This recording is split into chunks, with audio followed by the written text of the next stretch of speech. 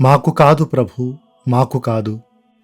నీ కృపా విశ్వసనీయతల వలన నీ నామమునకే మహిమ తగియున్నది. 115వ కీర్తన మొదటి వచనము. తొలి సంఘం యొక్క విశ్వాస జీవితాన్ని మనం గమనిస్తే వాళ్ళకి ఎదురయ్యేటువంటి ప్రతి సమస్యని కూడా దేవుని యొక్క ఆధ్యాత్మిక సాయంతో వాళ్ళు ఎదుర్కొన్న విధానం చాలా ఆదర్శవంతంగా ఉంటుంది. ఉదాహరణకి యేసుక్రీస్తు మార్కు సువార్త 6వ అధ్యాయంలో శిష్యులని సువార్త ప్రకటనకు పంపించినప్పుడు 11వ వచనంలో ఇలా అంటారు: ఎవరు మిమ్ము ఆహ్వానింపరో, మీ బోధను ఎవరు ఆలకింపరో వారికి తిరస్కార సూచకముగా మీ కాలి దుమ్మును అచట దులిపి వెళ్ళిపోండు అని యేసు తన శిష్యులతో చెప్పాను. మనకు ఆహ్వానం లభించని చోట మనం వాళ్ళను బలవంత పెట్టవలసిన అవసరం లేదు.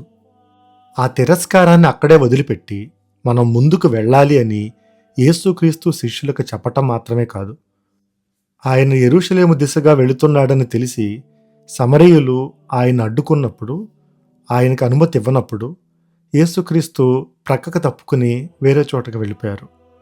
ఇది చూసిన యోహాను, తన సోదరుడైనటువంటి యాకోబు, వీళ్ళిద్దరూ ఉరిమిడి వాళ్ళు అనేటువంటి పేర్లు ఉన్నవాళ్ళు. ప్రభు ఆకాశం నుండి అగ్ని గంధకం కురిపించి ఈ పట్టణాన్ని నాశనం చేయమని మాకు అనుమతిని దయచేయమని వాళ్ళు అడుగుతారు. ఎవరైనా మనం చేసిన మంచి కానీ లేదా మన విలువను కానీ గుర్తించినప్పుడు వాళ్ళ మీద కోపద్వేషాలు మనం పెంచుకొని మన సమయాన్ని, మన శక్తిని చాలా కోల్పోతాం.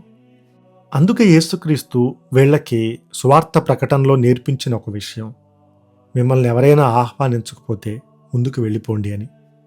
అది కేవలం అప్పటికి మాత్రమే కాదు, ఆయన చనిపోయి ఉత్థానమైన తరువాత శిష్యులకి ఇది అవసరం అవుతుంది.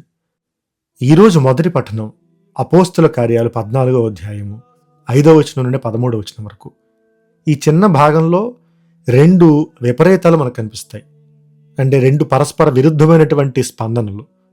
మొదట యూదులు అలాగే అన్యులు వీళ్ళిద్దరూ కలిసి అపోస్తులను బంధించి రాళ్లతో కొట్టాలని వాళ్ళు చూస్తారు.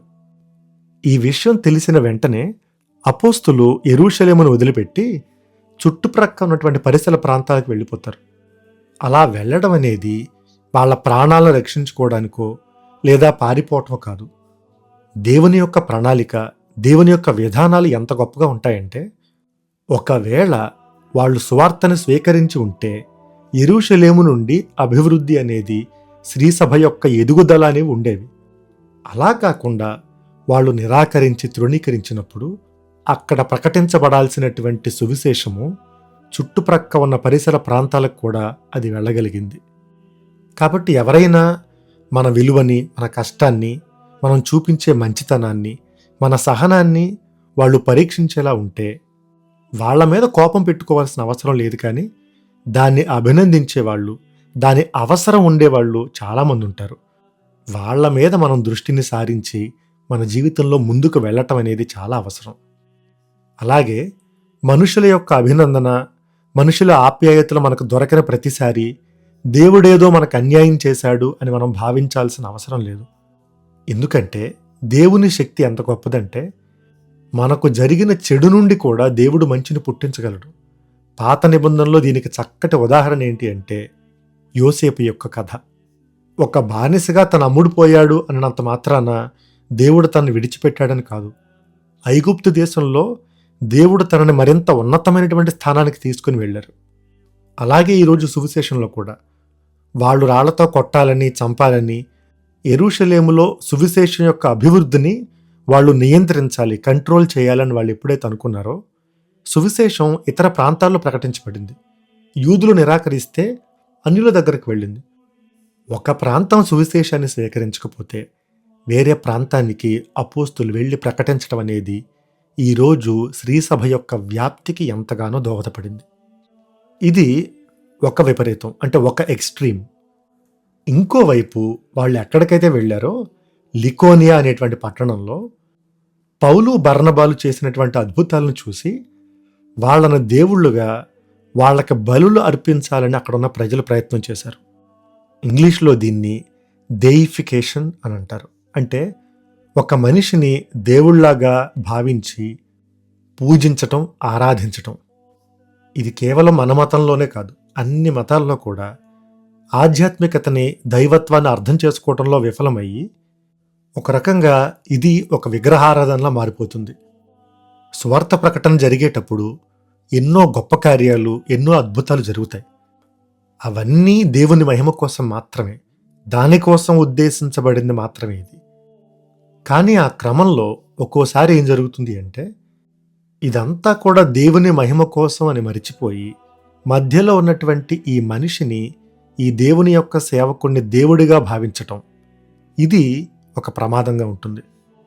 దీనివల్ల దేవుణ్ణి మనం బయటికి గెంటివేసి మనిషిని ఒక దేవుడిగా చేస్తున్నాం. ఇదే అనుభవం పౌలు బర్నబాలకు లికోనియాలో ఎదురైనప్పుడు వాళ్ళు ఏం చేశారో చూడండి.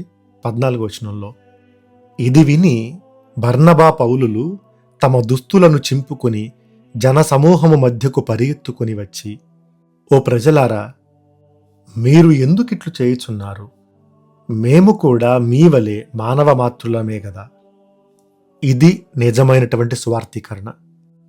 దీనిలో వినమ్రత ఉంది, దీనిలో భక్తి ఉంది, దీనిలో తగ్గింపు ఉంది, దీనిలో నిజాన్ని నిర్భయంగా చెప్పగలిగేటువంటి ధైర్యం ఉంది. నా ప్రకారం స్వార్థ ప్రకటన జరిగేటప్పుడు కష్టాలు తట్టుకోవటం, లేదా ఎవరైనా మనల్ని నిరాకరించినప్పుడు, మనల్ని హింసలకు గురి చేసినప్పుడు వీటిని తట్టుకోవటం అంత కష్టమైన పనేమీ కాదు. ఏది కష్టమైంది అంటే, సువార్త ప్రకటన జరిగినప్పుడు ఎవరైనా మనల్ని అంగీకరించి, మనల్ని స్వాగతించి, మనల్ని పొగుడుతూ, మెచ్చుకుంటూ, దానిలో నుండి పుట్టే కీర్తి ప్రతిష్టలని దాటి వెళ్ళగలగటం చాలా కష్టమైంది. చిన్న ఉదాహరణ చెప్పాలంటే, తపస్సు కాలంలో ఈ విషయాన్ని చాలాసార్లు మనం ప్రస్తావించుకున్నాం. ఉపవాసం ఉండటం పెద్ద కష్టమేమి కాదు, కానీ 10 మంది ముందు పాట పాడేటప్పుడు నేను అని చూపించుకోవడానికి, లేదా మన మాట ఓ 100 మంది లేదా 1000 మంది, ఓ 1,00,000 మంది వింటున్నారు అన్నప్పుడు ఆ ఒత్తిడిని తట్టుకోవటం అనేది చాలా కష్టం. దీనికి ఉదాహరణలు కోకొల్లలుగా ఉన్నాయి. ముఖ్యంగా కొన్ని చిన్న చిన్న సంఘాలు మంచి ఉద్దేశంతో సువార్త ప్రకటించాలని స్థాపించే వాళ్ళు ఉంటారు.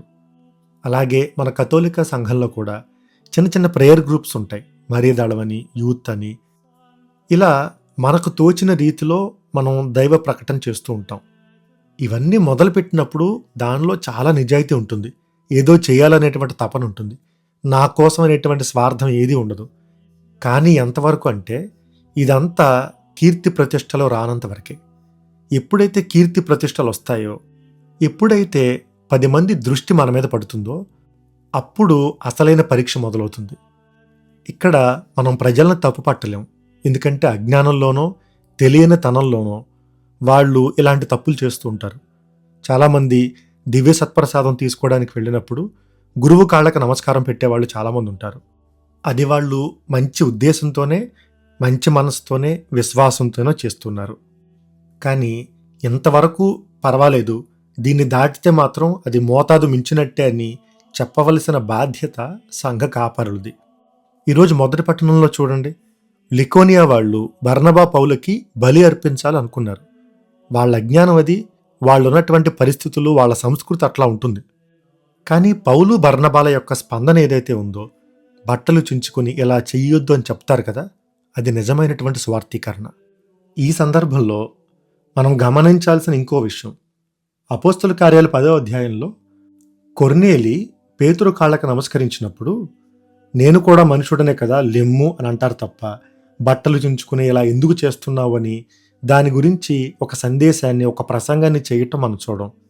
కానీ ఈరోజు మొదటి పట్టణంలో వీళ్ళకి బలి అర్పిస్తున్నారు అని తెలిసిన మరుక్షణం వాళ్ళు బట్టలు చించుకుని పరిగెట్టుకుంటూ వెళ్ళి ఇలా చెయ్యొద్దు అని సుదీర్ఘంగా ఒక సందేశాన్ని, ఒక ప్రసంగాన్ని చెప్పి అతి కష్టం మీద వాళ్ళు బలి అర్పించకుండా ఆపగలిగారు అని మనం చూస్తాం. ఇదే ఇతర సంఘాలకి, కథోలిక సంఘానికి ఉన్న తేడా. బలి అనేది కేవలం దేవునికి మాత్రమే చెందింది. ఆ బలి ఒక పీఠం మీద మాత్రమే అర్పించబడుతుంది, అది కూడా దేవునికి మాత్రమే. పునీతులు కానీ, మరియ తల్లి కానీ, వేరే ఎవ్వరికి కూడా బలి అర్పించబడదు. ఇది తెలియని ఇతర సంఘాల వాళ్ళు ఏమనుకుంటారంటే, పాటలు పాడితేనో లేదా క్రొవ్వొత్తి వెలిగిస్తేనో, లేదా అక్కడున్న స్వరూపం యొక్క పాదాలు తాకితేనో అది ఒక బలిగా, ఒక ఆరాధనలా భావిస్తారు. కానీ మన సంఘంలో ఆరాధన అంటే ఏంటి, బలి అంటే ఏంటి అని నిర్దిష్టమైనటువంటి ఒక నిర్వచనం ఉంది, ఒక డెఫినేషన్ ఉంది. ఇది బలి, ఇది ప్రార్థన అని. దాని ప్రకారం బలి, అర్పణ అనేవి దేవునికి మాత్రమే అర్పించబడతాయి. ప్రార్థన దేవునికి అర్పించబడుతుంది. గౌరవించటం లేదా వెనరేషన్ అని ఏదైతే ఉంటుందో అది పునీతులు మరియ తల్లికి కూడా మనం అర్పించవచ్చు. మన ఇంట్లో ఉన్న తల్లిదండ్రులు కాళ్ళు పట్టుకుని వాళ్ళ దగ్గర ఆశీర్వాదాలు తీసుకున్నంత మాత్రాన అది ఆరాధన అయిపోదు. ఈరోజు ప్రత్యేకంగా దైవ సంఘాల కోసం, దైవ సేవకుల కోసం ప్రార్థన చేద్దాం. ఈరోజు భక్తి కీర్తన చెప్పినట్టుగా, ప్రభు మాకు మహిమ తగదు, నీకే మహిమ తగి ఉన్నది. ఈ సత్యాన్ని ప్రతి సంఘము, ప్రతి క్రైస్తవుడు, ప్రతి దైవ సేవకుడు, గురువులు, కన్యాస్త్రీలు అందరూ కూడా జీవించగలిగే కృప కోసం ప్రార్థన చేద్దాం. సర్వశక్తిగల సర్వేశ్వరుడు, పిత, పుత్ర, పవిత్రాత్మ మనలను ఆశీర్వదించి కాపాడునుగాక. ఆమెన్.